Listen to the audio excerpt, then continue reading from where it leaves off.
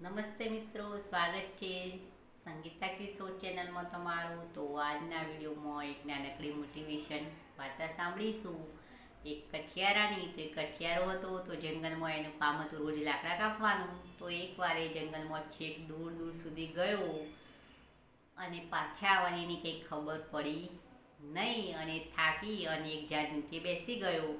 અને એ ઝાડ હતું ઈચ્છા પૂરતી ઝાડ. જે ઈચ્છા વ્યક્ત કરીએ એ પૂરી થાય. તો બસ એને ભૂખ લાગી હતી. તો એને વિચાર કર્યું કે સારું, ભૂખ લાગી છે, સરસ મજાનું ખાવાનું મળી જાય તો કેવું સારું. એટલામાં તો એના સમક્ષ એક 32 ભોજનની થાળી પીરસાઈ ગઈ. તો એને ફટાફટ ખાઈ લીધું. પછી એને થયું કે સારું, તરસ લાગી છે તો પાણી મળી જાય તો પણ સારું. તો બસ પાણી પણ હાજર થઈ ગયું. તો એણે પાણી પી લીધું. પછી એને થયું કે હા, સરસ મજાની હવે પથારી મળી જાય તો કેવું સારું.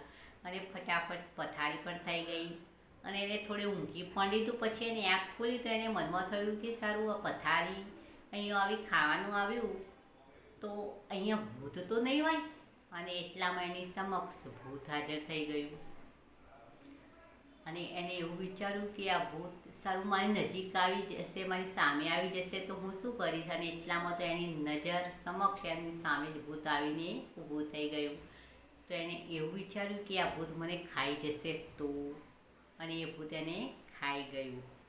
તો મિત્રો, એને એ ના વિચાર્યું કે મેં ખાવાનું માંગ્યું તો એને મને ફટ લઈને 32 ભોજન પોણે પીરસી નાખ્યું. તો પહેલાં જે સાવચેત થઈ ગયો હોત અને એ જગ્યાથી ખસી ગયો હોત તો એને કંઈ ના થાત. પણ એને વિચાર્યા વગર જે આવ્યું એ સ્વીકારી લીધું. એના કારણે એને મોત મળ્યું. તો મિત્રો, આપણે પણ એ રીતે ઘણીવાર સાવચેત જ થવાની જરૂર છે. ઘણીવાર જે વિચાર્યું ન હોય, જેની કલ્પના પણ આપણે ના કરી હોય, એ વસ્તુઓ આપણી સાથે બનાવવા લાગે ને તો આપણે પણ થોડા સાવધાન થઈ જવાની જરૂર છે. આપણા આજુબાજુ રહેનારા લોકોની સાથે પણ અને આપણે જો કામ ધંધો કરતા હોય ને તો પણ થોડી ઘણી સાવચેતી રાખવાની જરૂર છે. જેવું વિચાર્યું ના હોય ને એ વસ્તુ આપણા સાથે થવા લાગે ને અચાનક, તો આપણે સાવચેત થઈ જવાની જરૂર છે. તો મિત્રો, વિડીયો પસંદ આવે તો એક લાઈક અવશ્ય કરવું, બીજાની સાથે શેર પણ કરો.